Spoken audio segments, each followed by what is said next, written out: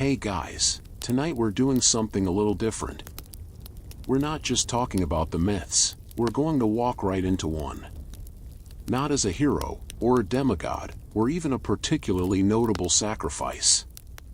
No, tonight, you are a moral tourist in the most exclusive gated community in the cosmos. You are sneaking onto Mount Olympus. The air isn't just fresh up here, it's imported. It tastes like cold spring water and the distant, ozone-tinged promise of a lightning bolt that hasn't been fired yet. Below you, the world is a rumpled green and brown quilt, and above, the marble spires of the divine palaces gleam with a light that doesn't come from any sun you know. It's beautiful, and you probably won't survive this if you're caught. So, before you get comfortable, take a moment to like the video and subscribe, but only if you genuinely enjoy what I do here. And, if you're feeling cozy, let me know where in the world you're listening from and what the local time is. Now, dim the lights, maybe turn on a fan for that soft background hum, and let's ease into tonight's journey together. You trudge up the final, treacherously smooth path. Your lungs burn, and not from exertion. From aesthetic. Breathing this rarefied air feels like inhaling the concept of mountain chill itself. The path, you note, isn't carved stone. It's more like the mountain politely folded itself into a staircase, each step veined with glimmering minerals that definitely don't exist on Earth. The main gate is, predictably, massive and guarded by someone who looks like they bench-pressed thunderclouds. So you don't go that way. You heard a whisper in a dusty Theban tavern, paid 3 drachmas and a decent loaf of bread for it, about a service entrance. A delivery chute. A divine backdoor. You scramble over a ridge of quartz that tinkles like wind chimes, and there it is. Not a grand archway, but a sleek, almost organic-looking opening in the rock, mist curling from its mouth. A small, weathered sign in elegant Greek script reads, "Ambrosia and nectar deliveries, ceremonial supplies, petty cash conversions, no unsanctioned miracles." And leaning against the entrance, checking his reflection in a polished golden apple, is Hermes. He's shorter than you imagined, but his winged sandals are fidgeting, hovering an inch off the ground as if bored. His eyes, when they flick to you, aren't angry or surprised. They're appraising. "Right on time," he says, his voice a smooth blend of messenger and market huckster. "The 3 p.m. mortal trespasser slot. I've got a 3:15 nymph with a grievance about a spoiled grove, so let's make this quick." You have the offering. You fumble in your pack and pull out the item specified in the tavern, a novelty snow globe from, as far as you can tell, no place on Earth. Inside, a tiny figure of Atlas holds up not the sky, but a glitter-filled dome. Hermes snatches it, gives it a shake, and watches the glitter storm with childlike delight. Marvelous. Kitsch. Absolutely pointless. I love it. Okay, come on. And remember, you're a caterer. For the Divine Retrospective and Quarterly Planning Symposium later. You're here to check the nectar viscosity. It's a whole thing. Just nod and look concerned about grape quality. He whisks you inside. The corridor is lined not with torches, but with captured sunlight, streaming in through cleverly placed crystals. It's warm, and smells faintly of honey, sandalwood, and something else, the sharp, clean scent of godly bureaucracy. Hermes talks as he flits ahead. Real estate up here is a nightmare. Strict zoning laws. Hephaestus is always lobbying for heavier industrial zones, which drives Aphrodite up the wall, literally. Sometimes, the walls get vine-covered in protest. Hera has the southeast corner, best views, naturally. Zeus's pad is central, all about that lightning bolt accessibility.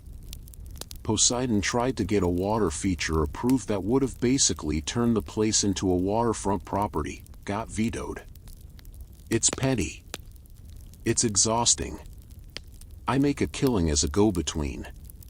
You pass a stack of amphory labeled nectar, extra sparkle, do not shake, and a clipboard floating in midair, a quill scribbling notes by itself. Historians still argue whether the Greek gods were viewed as transcendent, perfectly wise beings or as glorified, superpowered aristocrats with all the pettiness that entails. Walking these halls, the latter feels painfully accurate.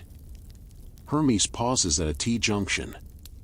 Main concourse is that way. That's where you'll see the big statues, the trophy room of defeated monsters, the gift shop. Don't buy the "I climbed Olympus and all I got was this lousy chitin tunic, it's a scam." You, caterer, are going to the service kitchens. Down here. Look busy. He points you down a narrower, slightly less glamorous hallway where you can hear the clatter of celestial bronze pots and pans. As you turn to go, he adds with a wink, "If anyone asks, you're with me. And if you get caught, you found your own way in. Enjoy the symposium." And in a blur of winged feet, he's gone, leaving you alone in the gleaming, quiet corridor of the gods. You take a moment, leaning against a wall that feels strangely warm, almost alive. This is it. You're in. The hum of the divine realm isn't a sound, it's a vibration in your teeth. You can hear distant, resonant voices arguing about something, the melodic pluck of what might be a lyre, and the steady, rhythmic clang-clang-clang from what must be Hephaestus's forge, far below. A quirky tidbit: some fringe interpretations of ancient texts suggest that Olympus wasn't always a physical mountain, but a metaphysical meeting point, a zone of resonance that only later got pinned to a map. Looking around at the impossibly real marble, the very tangible smell of ambrosia wafting from a vent, it feels pretty physical now. You straighten your simple tunic, assume what you hope is the concerned expression of a nectar viscosity inspector, and start walking toward the kitchen noises, each step taking you deeper into the utterly boring, administrative, paper-pushing heart of myth itself. The kitchen is less a place of culinary artistry and more a monument to divine efficiency. You see no sweating chefs, just a series of silent, shimmering conduits in the wall from which stream perfect, shimmering ribbons of what must be ambrosia, collecting in self-stirring bowls. A giant, automatic whisk the size of a chariot will rotate slowly in a vat of something that smells like summer and forgiveness. You nod sagely at a passing dryad holding a clipboard, who looks at your mortal clothing with mild curiosity but doesn't stop. You're in. The hum of the place is soporific, the warm, sweet air making your eyelids heavy. But you're not here for the catering. You slip out a side archway, following the sound of those resonant, arguing voices. They lead you to a pair of towering, gold-veined doors, slightly ajar. Peering through the crack, you see the chamber within. This isn't a grand throne room for receiving heroes. This is a boardroom. A long, obsidian table stretches into the distance, and around it sit the figures you've only ever seen on pottery. They look professional. Annoyed. Bored. Zeus sits at the head, not on a throne, but on a high-backed chair of storm-cloud gray marble. He's massaging his temples with 2 fingers, a scroll held in his other hand. "I'm just saying," booms Poseidon, idly spinning a trident that leaks seawater onto the priceless mosaic floor. "If we categorized sea monster sightings under regional fauna anomalies instead of incident reports, the paperwork backlog would cut in half. My department is drowning in triplicate." "Your department is a drowning hazard," mutters Hera, not looking up from meticulously arranging a set of perfectly polished golden pomegranate seeds on the table before her. Apollo, glowing faintly as if left on a daylight saving setting, chimes in. "The prayer metrics are a mess. I've got a guy in Corinth praying for sun for his grapes while simultaneously sacrificing for rain for his wife's herb garden. Contradictory prayers should be auto-rejected at the source. It's clogging the channels. I'm getting acoustic lyre feedback from the spiritual noise." You settle into your hiding spot, a niche behind a large urn containing what looks like spare lightning bolts. They hum with a lazy, dormant energy. This is the daily stand-up. The divine staff meeting. And it is deeply, profoundly dysfunctional. Ares, looking like he just came from the gym, which, for him, is probably a battlefield, slams a heavily muscled fist on the table. My conflict resolution forms are being routed to Aphrodite's interpersonal harmony desk again. It's insulting. A clean spear thrust through a shield wall is not interpersonal, it's tactical. Aphrodite, who seems to be doing her nails with a tiny, star-powered file, doesn't glance up. Darling, if it involves passion, it's mine. Your wars are just clumsy, territorial flirting. File it under unresolved tension and be done with it. The bickering continues. Artemis complains about urban encroachment on sacred hunting grounds, demanding stricter moral zoning permits.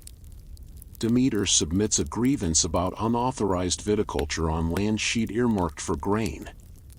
Hephaestus, connecting via what looks like a volcanic rock that projects his scowling face in a haze of heat, reports a delay in forging new destiny threads due to a titanium alloy shortage in the Underworld supply chain. You watch, mesmerized, as a prayer, a tiny scroll of light, zips into the room and circles Zeus's head.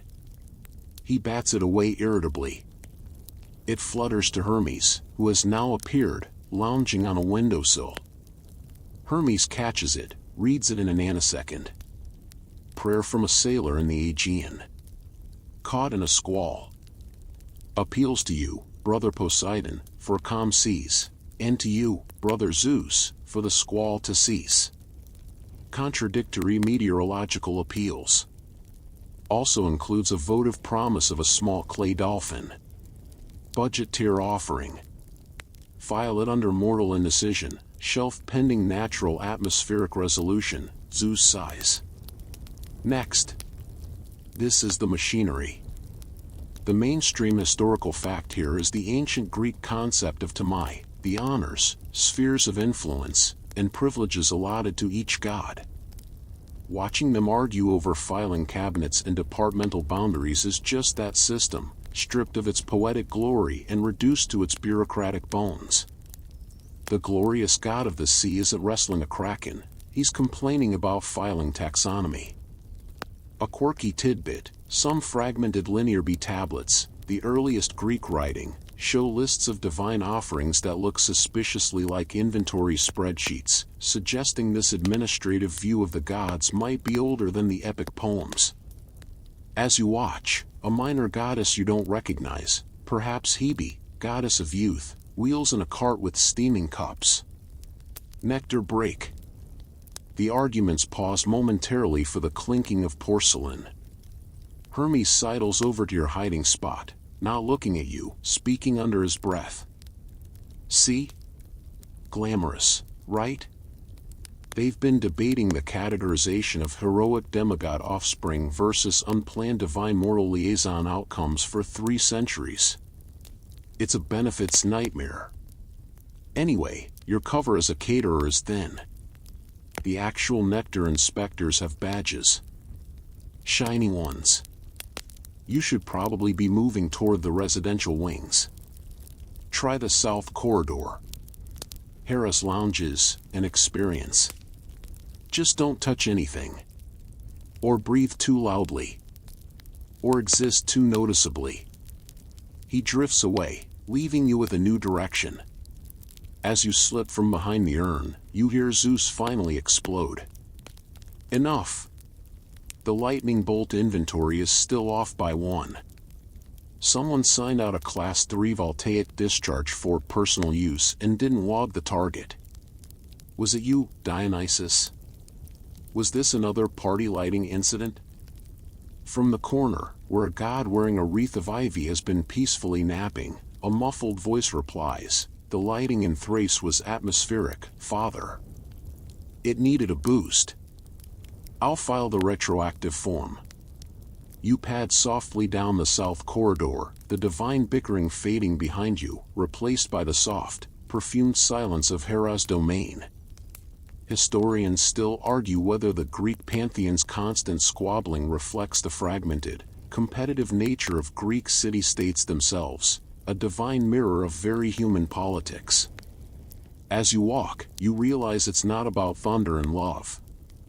It's about desk space. It's about whose inbox is overflowing. It's about who used the last of the divine letterhead. And you, a mere mortal, are now lost in the back offices of infinity. The south corridor is a study in controlled opulence. The walls are draped in fabrics the color of peacock feathers, deep blues, emerald greens, shimmering bronzes, that seem to shift and gleam even though there's no visible light source. The floor is a cool, polished onyx that reflects your nervous, shuffling form like a guilty ghost. The air is thick with the scent of myrrh, lotus, and something sharper, like polished silver or cold judgment. You feel an overwhelming urge to stand up straight and confess any minor misdeeds from your entire life. This is Hera's territory. Queen of the gods, goddess of marriage, protector of, well, mostly herself and her own prerogatives. And, as you're about to learn, the hostess of the most tense social lounge in existence. You hear the gentle clink of porcelain and low, resonant voices before you see the room. The doorway is an open arch, framed by living orchids that grow directly from the marble. Peering around the corner, you see the lounge. It's less a room and more a curated environment. Low couches of ivory and gold are arranged in precise, conversational clusters. Divine figures recline with an artful casualness that you suspect took centuries to perfect. You see Aphrodite again, now braiding the hair of a nymph whose form seems to be made of gently swirling mist. Athena is in a corner, not relaxing, but sitting with rigid posture, examining a tapestry that probably depicts the strategic fall of a city. And at the center, holding a cup of nectar so still it might be a painted prop, is Hera. You become an invisible fly on the wall. Or rather, you press yourself into a shadowy alcove containing a decorative urn painted with scenes of triumphant peacocks. Appropriate. The politics here are not of thunderbolts or tridents, but of glances, pauses, and the subtle temperature of a drink. A lesser goddess, perhaps Iris the messenger, floats in. My queen, a report from the mortal plane. Another temple foundation in Argos. They're using the Doric order, as you requested. The head priestess has asked if the ceremonial peacock feathers should be dyed to match the summer or autumn plumage for the dedication. Hera doesn't smile.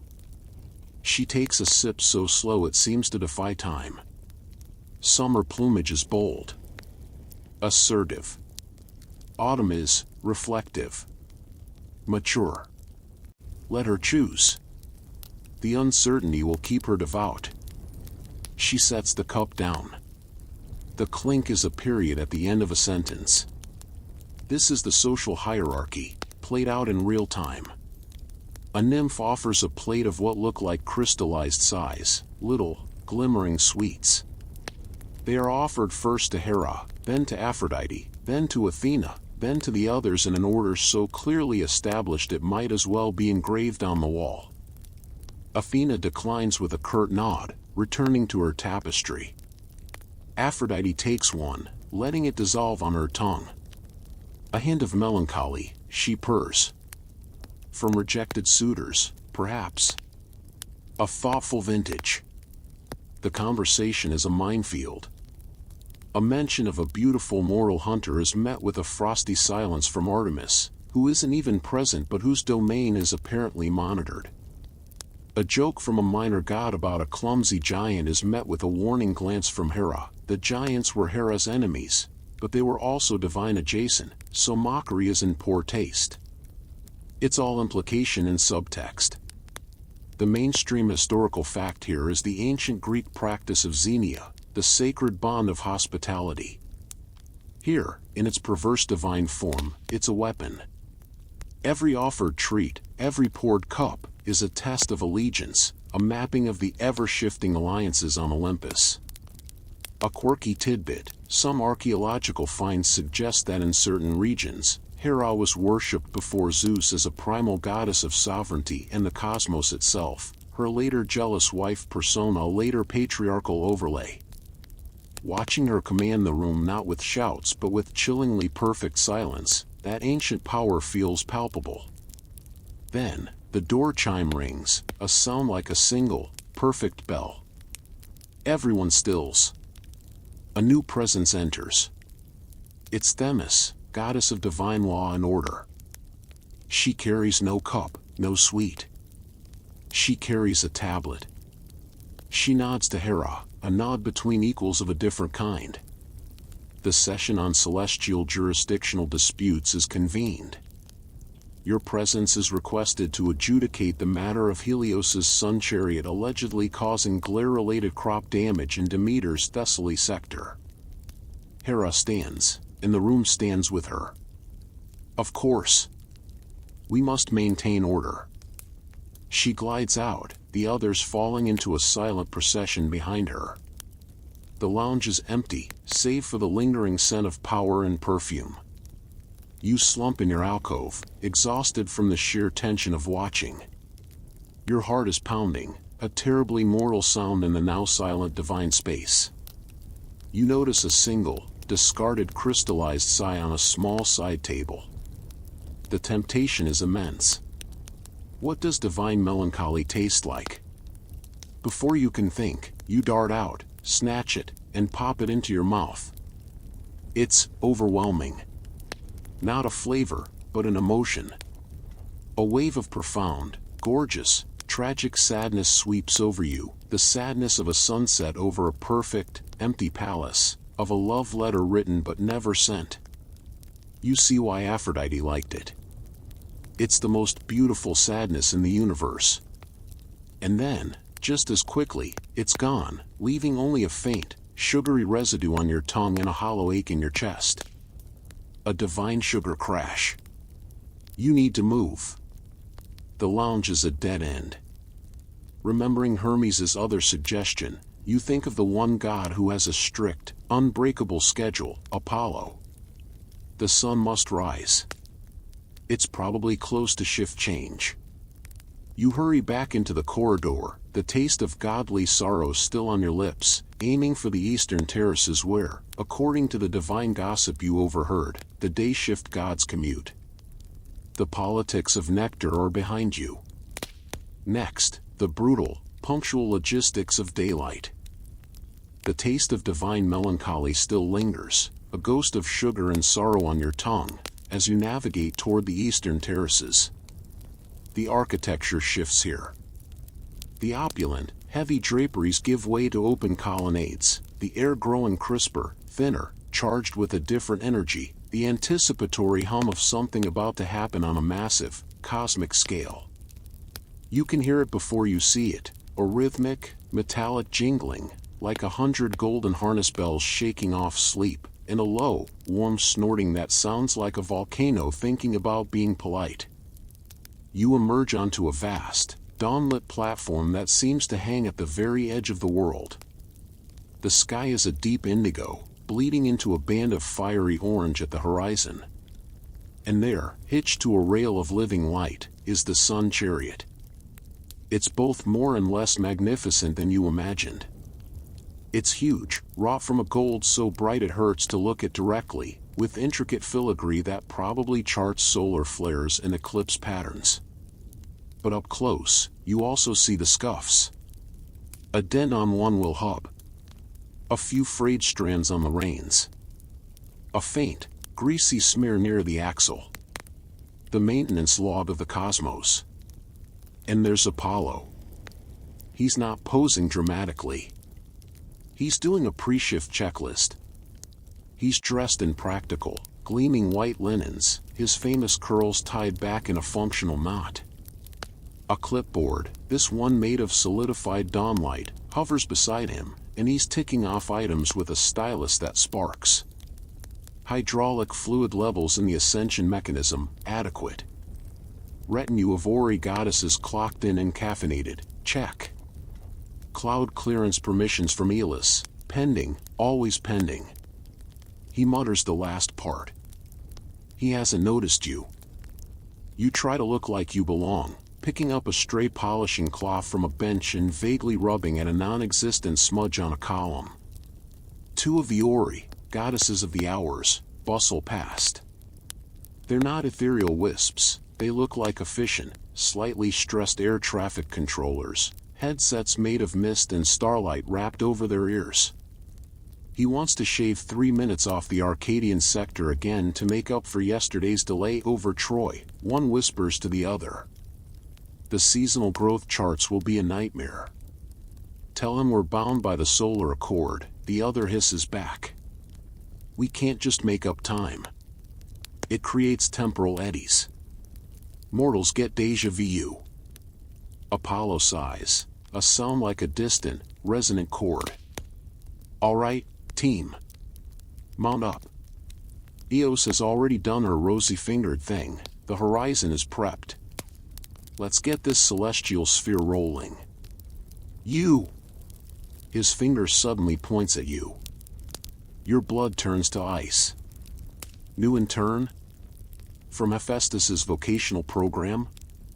About time. Get over here and check the bridle links on the lead stallion. Pyrois is fussy about a weak clasp. And don't look him directly in the eye, he's crepuscular and sensitive. You are now Apollo's temporary intern. You hurry over to the 4 massive, shimmering stallions that represent different aspects of daylight. Pyrois, the firemaker, glows with inner heat.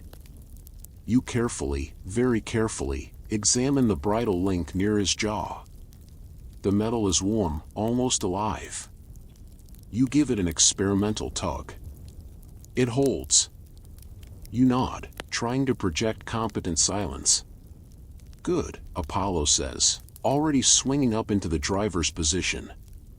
Now, the rule is simple, we maintain a consistent arc. No sudden dips to give a mortal a better tan, no dramatic pauses for poetic effect, looking at you, later bards. We are a public utility. A very glamorous, necessary public utility. Historians still argue whether the Greeks literally believed Apollo drove a physical chariot or if it was a profound metaphor for the orderly, predictable passage of time. Standing here, watching him adjust a mirror to reduce glare on a particular alpine lake, the line seems wonderfully, boringly blurry.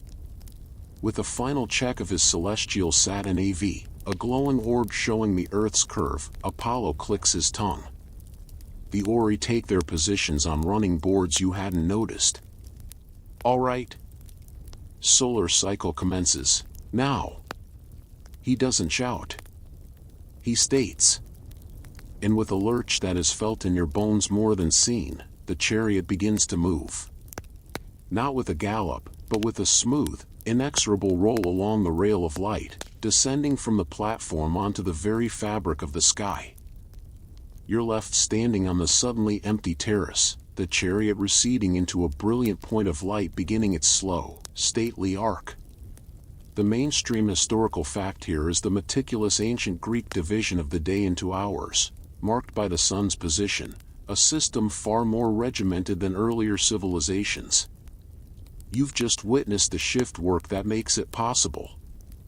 A quirky tidbit, some fringe astronomical theories, based on odd isotopic readings in very old tree rings, suggest there might have been a brief, centuries-long period where the solar cycle was too consistent, as if on autopilot, leading some to speculate about a divine strike or extended leave. Watching Apollo's obsessive time management, you doubt he'd ever take a sick day. But your internship isn't over. A smaller, pony-sized version of the Sun Stallions trots up, harnessed to a little cart filled with cleaning supplies and a large tank labeled Solar Disk Polish and Debris Removal. A grizzled, satyr-like being with sunglasses perched on his hairy forehead glares at you. You're with me, kid. Day crew cleanup. Gotta sweep the twilight residue from the launch zone and polish the east-facing godly residence's windows before the heat of the day sets in. Call me Silenos. And watch where you step, discarded moonbeams are slippery. And so, you spend the next several hours of divine time not in glorious flight, but in tedious upkeep. You learn that ambrosia, if spilled, leaves a sticky, glittering residue that attracts Chronos flies, tiny insects that eat tiny moments of time, making you feel briefly late. You polish Athena's window with a cloth that smells of ozone and wisdom, catching a glimpse of her inside, now arguing with a holographic map. You help Silenos refill the cloud dispersion sprinklers that keep the celestial tracks clear. It's grueling, mundane work. The magic isn't in the task, it's in the view. As you work, you watch the shadow of the chariot move across the world far below, a slow, blue stain of night being chased away by gold. You see the tiny specks that must be cities waking up. You hear, faintly, the collective sigh of millions of mortals as they feel the sun's warmth, a sound like the gentlest wave. Apollo was right. It's a utility. The most beautiful, essential utility there is. And like all utilities, it runs on paperwork, preventative maintenance, and grumpy satyrs with polishing rags. Your arms ache, your mortal body screaming for rest it won't get here. Silenos finally grunts, shifts over. Chariots on the western decline. Time for you to clock out, in turn. Head to the central spire, take the service elevator down. It's marked Sundry and Afterlife. Try not to get processed. He points a stubby finger toward a distant, slender spire that seems to pierce the very floor of Olympus. The elevator to the Underworld. Your next stop isn't down to Earth. It's further down. The service elevator is not what you expected. There's no ominous gate, no gaping chasm. It's a sleek, obsidian shaft behind an unmarked door in the utilitarian underbelly of the palaces, next to a supply closet full of spare Thunderbolt fuses and backup lyre strings. The call button is a single, blood-red gem. You press it. There's a polite ding, and the doors slide open with a whisper of cold, dry air that smells of rock dust and forgotten paperwork. You step inside. The walls are polished black stone, reflecting your weary face 1,000 times into a dim infinity. There's no panel of buttons. A disembodied, calm, and deeply bored voice echoes around you. Welcome to the Consolidated Afterlife and Subterranean Resources Transit. State your destination and purpose. Please note, unauthorized joyriding is punishable by eternal filing duties. You clear your throat. Visitor? Observation? Non-processing transit? There's a pause. A faint clicking, like stone beads on an abacus. Mortal biometric signature detected. Temporary visitor visa granted under Hermes's Divine Tourism, see the Underworld, not be the Underworld Initiative. Please hold. The elevator gives a slight lurch and begins to descend. The descent is impossibly smooth and impossibly long. Muzak plays, a slow, funereal rendition of a popular lyre tune from 3 centuries ago. A quirky tidbit, some esoteric texts suggest the Greeks may have believed the distance to Hades was a literal, measurable depth, with one obscure source claiming it was exactly twice the height of Olympus, plus the depth of a mortal's deepest regret. This elevator ride feels about that long. The doors open. You're not in a cavern of wailing souls. You're in a lobby. A vast, cavernous, dimly lit lobby. The air is cool and still. Row upon row of stone benches stretch into the gloom, populated by translucent, shimmering figures, shades. They don't wail. They look bored, annoyed, patient. They hold numbered clay tablets. A giant obsidian ticker board on the far wall clicks and updates with painfully slow deliberation, now serving, shade #74, 305-212. Proceed to Station Cerberus for initial sniff test and motivation assessment. This is the bureaucratic underworld. The drama, it seems, is reserved for the heroes and the truly wicked.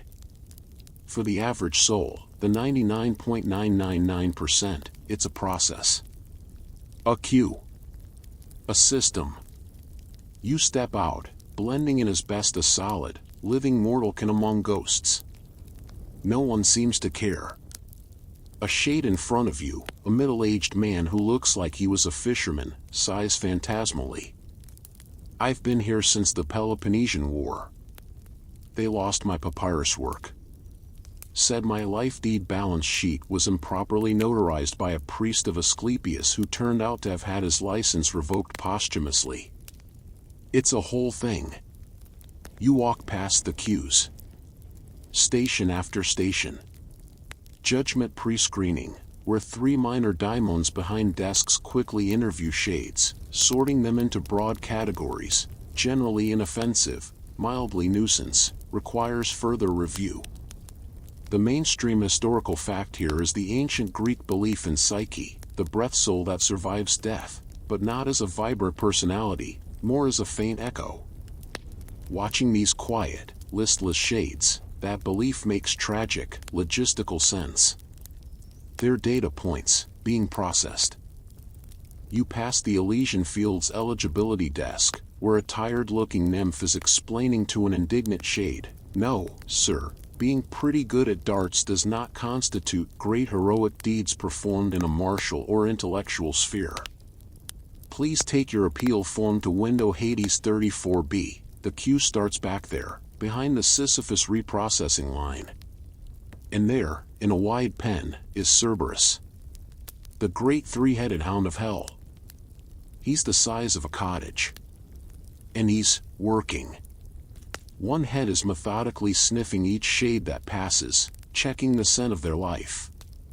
The second head holds a stylus in its mouth, occasionally making a mark on a floating scroll. The third head is asleep, snoring great gouts of mist that smell of damp earth. Occasionally, the working heads nudge the sleeping one awake, and it grumbles before resuming its sniffs. He looks less like a terrifying guardian and more like an overworked, multitasking customs dog. Historians still argue whether the Greek afterlife was conceived as a place of moral reward and punishment or merely a gloomy, egalitarian continuation of a shadowy existence. Here, you see both. The system implies judgment, but the execution is sheer, mind-numbing administration. Punishment isn't eternal torment for most, it's being stuck in an eternal waiting room. You find a balcony overlook and gaze down into the deeper realms. You can see the glittering, gated communities of Elysium far off, like a well-kept park.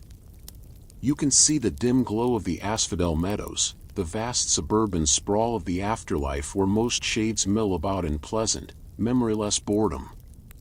And in a distant, well-ventilated cavern, you can just make out the special punishment zones. You see Sisyphus.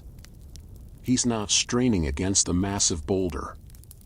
He's in a small, rock-walled office, filling out the same form on a stone tablet, watching it dissolve as he finishes, only for a new, identical tablet to appear. He looks professionally frustrated. Tantalus stands by a water cooler that automatically retracts when he reaches for a cup. The drama has been bureaucratized. A hand claps on your shoulder. You jump a mile. It's Hermes, looking amused. Quite the operation, huh? I do the high-priority soul deliveries, the heroes, the big names. The rest come through this intake system. It's efficient. Depressing, but efficient. You've seen enough, I think. The mortal soul isn't built for this much existential paperwork. It'll give you nightmares of triplicate forms. Come on, I know a shortcut back up. Through the library. Athena's domain. It's quiet. Mostly. He leads you away from the lobby of the dead, toward a side tunnel that slopes gently upward. The air grows warmer, drier, losing the scent of dust and acquiring the smell of aged papyrus, cedar oil, and slow, deep thought. The endless, quiet lines of shades fade behind you, replaced by the promise of silent stacks and the weight of all knowledge. Your feet are tired, your mind stuffed with the imagery of cosmic administration. A library sounds peaceful. But on Olympus, you're learning, peace is just a different type of quiet intensity. Hermes' shortcut deposits you not in a library, but in what feels like its logistical cortex. You're in a vast, circular room where the walls are not bookshelves, but intricate honeycombs of crystalline cylinders. Inside each cylinder, you don't see scrolls, but swirling, condensed light, entire epics, treaties, and farmers' almanacs stored as pure information. Tiny, owl-shaped constructs of bronze and feather flit silently from hive to hive, retrieving and replacing cylinders with soft clicks. The air thrums with a low-frequency hum, the sound of preserved thought. It smells of ozone and vellum. Athena's archives, Hermes whispers, though no one else seems to be around. Everything that has been known, speculated, or eloquently argued. The trick is finding anything. The Dewey Decimal System was a mortal glimmer of her organizational principles, but far, far simpler. Don't touch anything. The knowledge can be heavy. He vanishes with a wink, leaving you alone in the humming silence. You walk forward, your footsteps deadened by a floor that seems to be made of solidified shadow. Aisles radiate out from the central hub like spokes on a wheel, each leading into profound darkness. The labels are not in any language you know, they are symbols that shift as you look at them, representing concepts, the geometry of regret, naval tactics in pre-literate societies, the complete taxonomy of owls, revised. You are lost. Blissfully, profoundly lost in the divine archives. This isn't a place for reading, it's a place for knowing, and you are painfully aware of how little you know. You wander down an aisle labeled with a symbol that feels like things mortals almost understood. The cylinders here glow with a softer, more wistful light. A mainstream historical fact, the Library of Alexandria was the mortal world's greatest attempt to capture all human knowledge, a direct, if flawed, echo of this divine ideal. Walking here, you feel the staggering ambition and the ultimate futility of that project. This is the source. And it's overwhelming. You round a corner and startle an actual owl. It's not a construct, but a large, beautiful bird with eyes like liquid moonlight. It blinks at you slowly, turns its head almost completely around, and hoots once, softly. The sound seems to rearrange the air molecules. A section of the honeycomb wall several yards away glows a little brighter. You take it as a suggestion and walk over. The cylinder here is labeled with a shifting symbol that finally settles into something you comprehend, scholarly disputes, minor to moderate, sorted by vitriol level. You can't help yourself. You reach out and gently touch the cylinder. You don't pull it out, but your finger makes contact with the cool crystal. Instantly, voices fill your mind. Not sounds, but the pure essence of argument. The ionic column is clearly a derivative of the earlier Minoan tree post, aesthetically inferior in its nonsense. The maritime theory of cultural dissemination fails to account for the inland, six principal labors, the canonical 12 is a later Hellenistic editorial, the wine was watered, the primary textual evidence is clear, the symposia were civil affairs. It's a torrent. A cacophony of pedantry spanning millennia. Historians still argue whether Athena's gift of wisdom to Athens was a specific boon, olive trees, shipbuilding, or a more general fostering of a cultural milieu for debate and law. In this archive, it's clearly both. The gift was the entire exhausting, glorious, frustrating process of arguing about everything forever. You snatch your hand back, the phantom echoes of 1,000 academic squabbles ringing in your skull. A quirky tidbit: some fringe philosophers believe that owls, not just Athena's symbol, were literal receivers of divine wisdom, their wide eyes absorbing moonlight, which was considered a form of cooled intellectual fire. The owl watching you now seems to project a sense of mild academic disappointment. You move on, deeper into the stacks. You find sections you never could have imagined. Unfinished symphonies, catalogued by potential. The true names of winds, alphabetical by region. Theories on what the cat is thinking, unverified. You're so engrossed you don't notice you're no longer alone until you hear the voices. Real ones, echoing down the aisle. You duck behind a massive plinth supporting a globe that shows not the Earth, but the constellations of philosophical thought. The categorization is flawed, says a voice that is all measured certainty. It's Athena. She's not in armor, but in a simple gray chiton, her hair bound severely back. She's addressing a trio of lesser muse-like beings holding glowing tablets.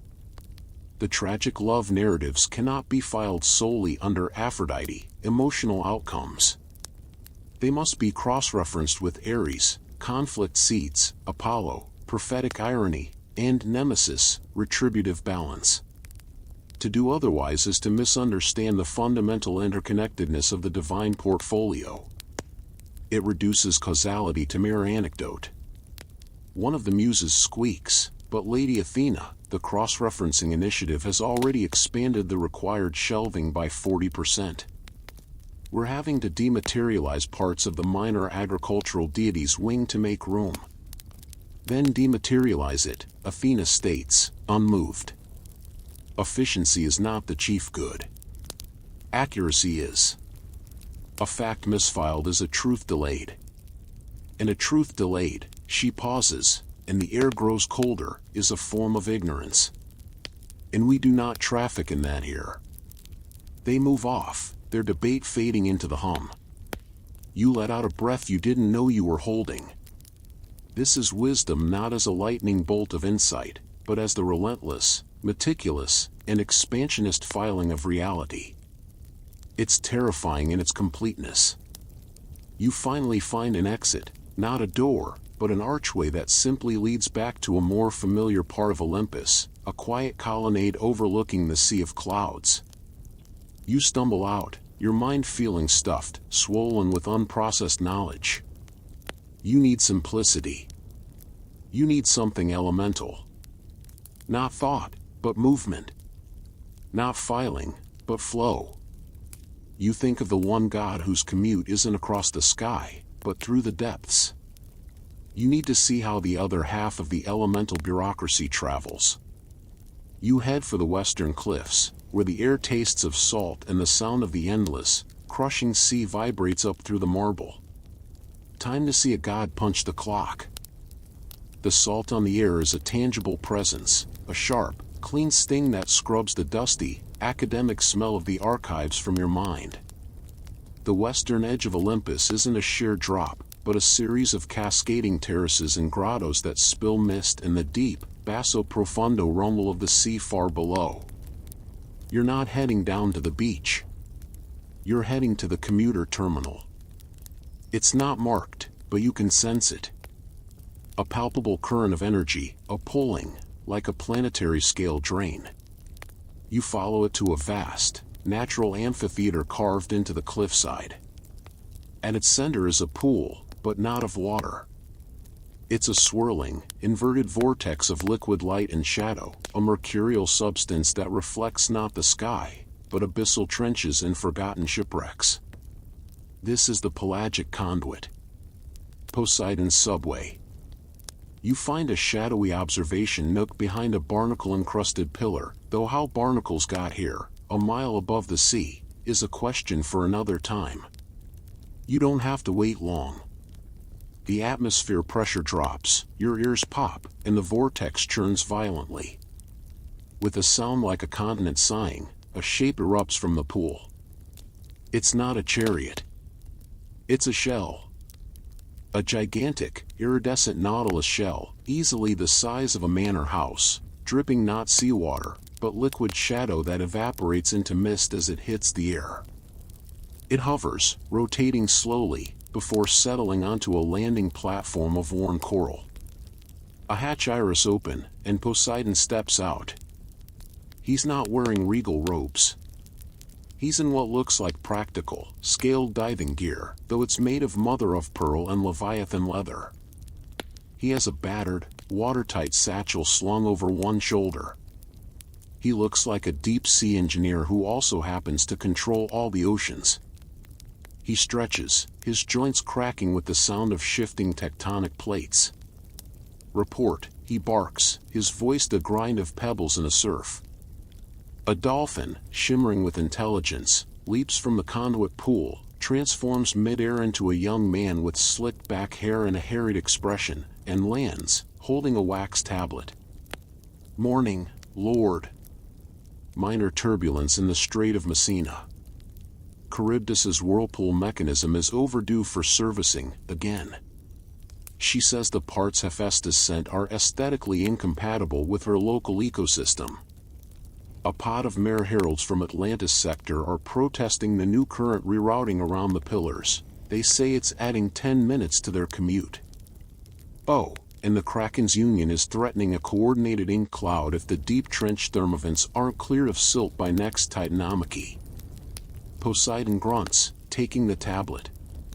Tell Charybdis to file a Form 7B, Divine Feature Maintenance and Aesthetic Grievance. Send a team of helpful Tritons to accidentally bump the new parts into place. Standard passive-aggressive oceanic resolution. Reroute the Mare Herald's complaint to Amphitrite's intertidal community relations desk. And schedule a silt clearing for next week. Tell the Krakens they'll get their hot water. Everyone gets their hot water. It's in the charter. He hands the tablet back. Anything else? The Mediterranean salinity levels balanced? Within acceptable parameters, sir. Though the Nile Delta is still arguing it should be on a freshwater exception clause. Egyptians, Poseidon mutters, with the tone of a property manager dealing with a tenant who insists on exotic pets. Always an exception. He turns and strides toward the palaces, the dolphin man scrambling behind him, already taking new notes. You're about to slip away when the Nautilus shell gives a soft, resonant hum. The hatch is still open. A thought, reckless and irresistible, forms. What's the commute like? Before you can second guess, you've darted across the platform, your heart a frantic drum against your ribs, and slipped inside the shell. The interior is not what you expected. It's cozy. There's a captain's chair carved from a single whale's tooth, control panels of abalone that gleam with soft bioluminescence, and a porthole that currently shows the misty cliffs of Olympus. But there are personal touches. A small shrine with a figurine of a hippocampus. A hanging net holding spare conch shell communication devices. A well-thumbed copy of Currents in Their Moods, a practical guide on a shelf. The mainstream historical fact here is the ancient Greek understanding of the sea not as one entity, but as several distinct seas with different personalities and gods, the Aegean, the Ionian, the Wine Dark, etc. This vessel feels like the mobile command center for managing that fractious, liquid portfolio. You hear Poseidon's returning footsteps. Panic freezes you. There's only one other door, at the rear of the cabin. You yank it open and slide through, finding yourself in a small, damp storage closet. You pull the door almost shut, leaving a crack to peer through. Poseidon enters, followed not by the Dolphin Man, but by Amphitrite. She is serenity made manifest, her hair moving in a non-existent current. You're late for the tidal alignment meeting, she says, her voice the gentle pull of a slack tide. Had to pacify a kraken, he replies, settling into the chair. The controls light up under his hands. And smooth over another Charybdis tantrum. The paperwork is endless. He sounds tired. God tired. It always is, Amphitrite says, placing a hand on his shoulder. But the noon surge in the Bay of Bengal won't coordinate itself. He nods. The Nautilus shudders, and with a sensation of weightlessness that turns your stomach, it slides back into the conduit pool. The porthole view shifts instantly from mist and sky to a rushing, kaleidoscopic tunnel of blue and green and crushing black pressure. Yet inside the shell, all is calm, quiet, just the hum of divine engineering. You're hitchhiking on a god's commute.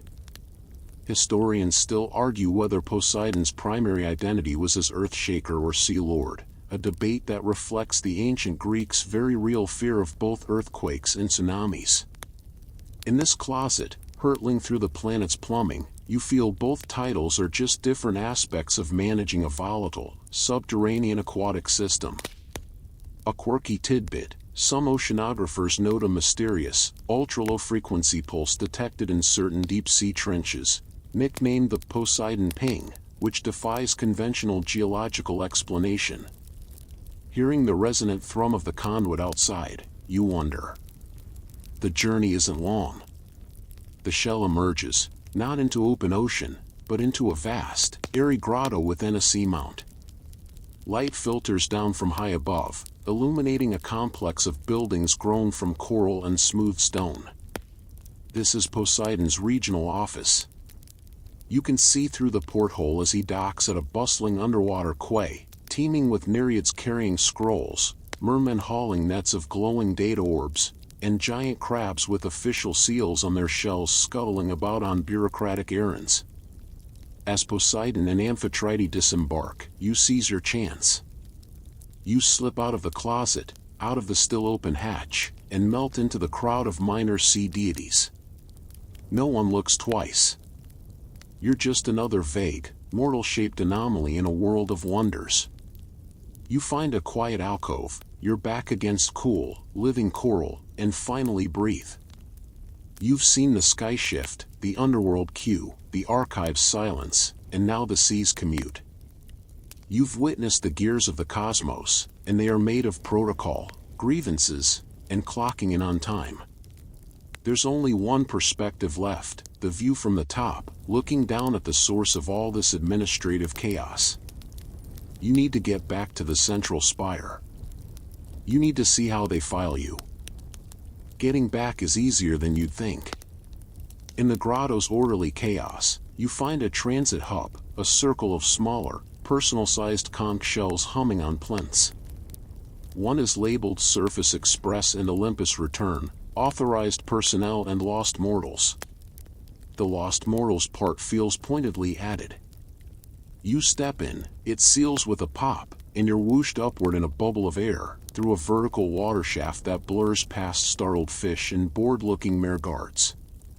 It spits you out, damp and disoriented, onto a familiar sun-warmed marble slab, the eastern terrace, now deserted in the afternoon lull.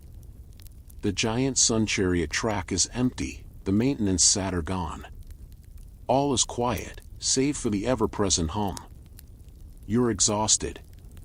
Your mortal frame feels like a badly tuned instrument in this realm of perfect resonance. Every muscle aches from tension you didn't know you were holding. But you're close. You need to see the final filing cabinet.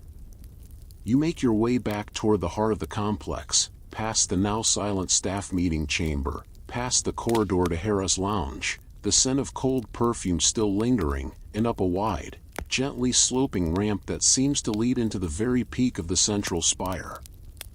This isn't Zeus's public throne room. This is closer to the executive office. The door at the top is simple, dark wood. It's slightly ajar. You hear the soft scratch of a stylus on papyrus. You peer inside. The room is surprisingly modest. Shelves line the walls, but they hold not treasures, but neat rows of clay tablets, scroll cylinders, and dossiers bound in what looks like storm cloud hide. At a large, unadorned desk of basalt sits Zeus. The father of gods and men isn't hurling thunderbolts. He's doing paperwork. His famous beard is slightly frazzled, and he has a pair of simple reading glasses. The lenses are chips of clear crystal, perched on his nose. He looks less like a king of heaven and more like a besieged CEO at fiscal year's end.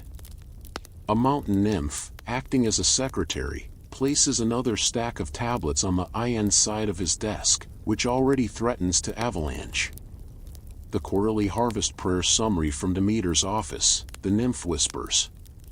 The formal complaint from Ares regarding Aphrodite's recategorization of the Trojan War as a domestic spat. And the, incident report from Dionysus's latest culturally immersive wine tasting in Naxos. Several satyrs are still turned into ferns. Zeus sighs, a sound that rumbles deep in the stone beneath your feet. File the harvest summary. Send Ares's complaint to the interdepartmental mediation pool. It'll sit there for another century. And the Dionysus report, put it in the creative solutions file. Next to the Leda and the Swan report. He pinches the bridge of his nose. And where is the finalized lightning bolt inventory? I cannot sign off on the celestial electrical budget without it.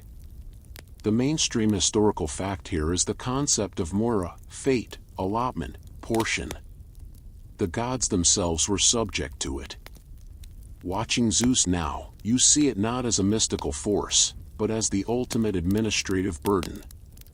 Every prayer, every event, every mortal life is a piece of paperwork in this office, a datum in the cosmic allotment. He picks up a single, small, leaf-thin sheet of light. It's a prayer. You can see the tiny, glowing script from where you stand.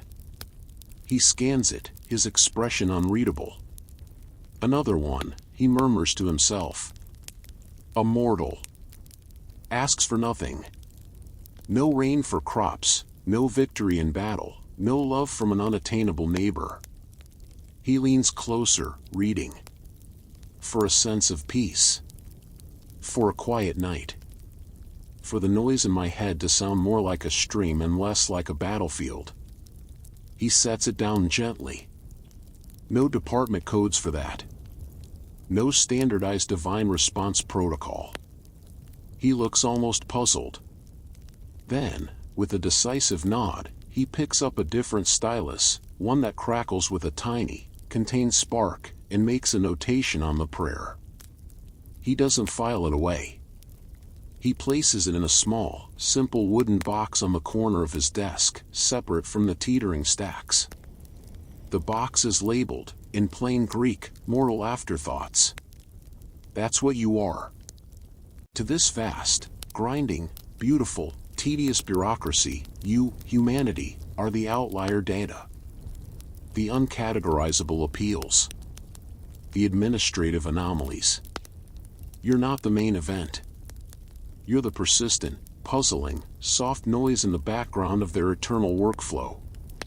A quirky tidbit, some anthropologists studying ancient votive offerings note a curious subset of gifts that aren't requests, but simple thanks, a carved toy, a perfect seashell. They're often found in obscure corners of temples, as if the priests didn't know where to put them either.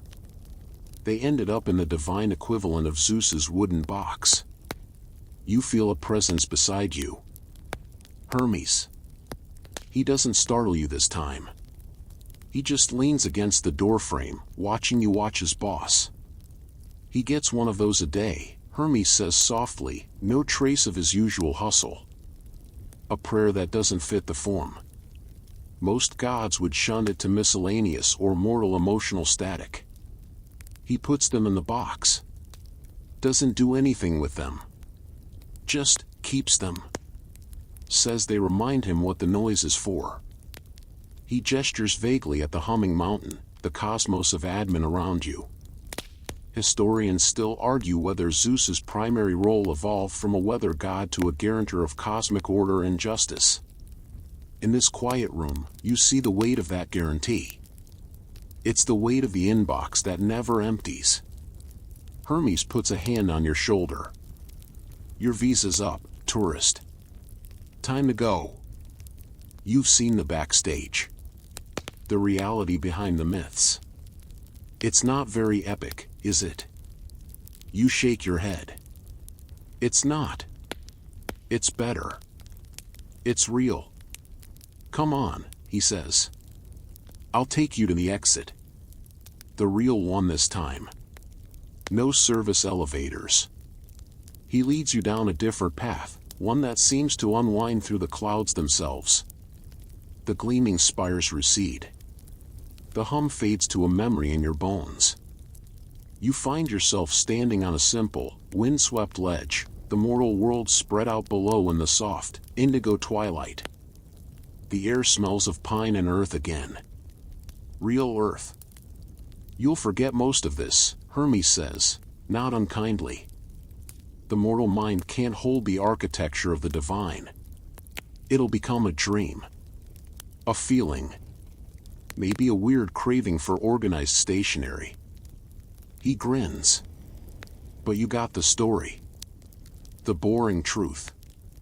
We're just managing. Now, close your eyes. You do. You feel a gentle push, not on your body, but on your soul. You are in your own bed. The dark is familiar, soft, and kind. The faint hum you hear isn't Olympus, it's your fan, or the distant traffic, or the blood in your own ears. The epic tales, the wars, the monsters, the grand loves, are just the front office headlines. The truth, the quiet, continuous truth, is a mountain of paperwork in the clouds, a god with reading glasses, and a small wooden box holding prayers for quiet nights. You smile into the darkness. The myth is over. The bureaucracy is eternal. And you, for tonight, are an afterthought, safely and peacefully filed away. And so, we let that image go, the simple wooden box on the corner of a vast desk, glowing faintly with the soft, collected light of a million unasked for wishes. Let it fade, like the last star yielding to the gentle gray of a pre-dawn sky.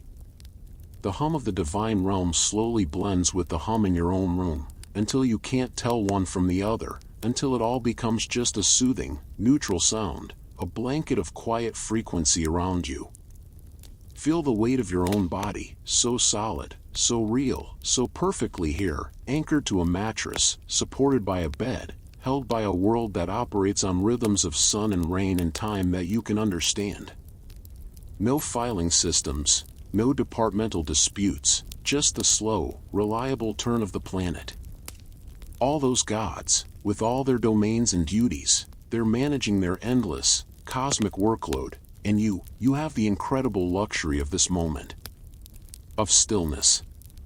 Of not having to direct the seas or chart the sun's path or sort the souls of the departed. Your only task, your only sacred duty right now, is to rest. To let the breath move in and out of your lungs, unhurried, unorchestrated by any deity of wind. To let your thoughts, those little mortal prayers of memory and worry and wonder, simply drift, not to be filed or answered, but just to be acknowledged, and then released, like leaves on the surface of that quiet stream you wished for. The story is done. The mountain of the gods is far away, a shimmering dream on a distant horizon of consciousness. What remains is the deep, reassuring quiet of a world at rest, including you. Your eyelids are heavy, not with the weight of divine knowledge, but with the gentle, natural pull of sleep. The covers are soft. The dark is a friend. Every muscle, every nerve, every thought is unwinding, softening, sinking into a peace that is entirely, blessedly, boringly your own. Let the silence hold you. Let the quiet hum carry you the rest of the way. You are safe. You are still. You are already drifting.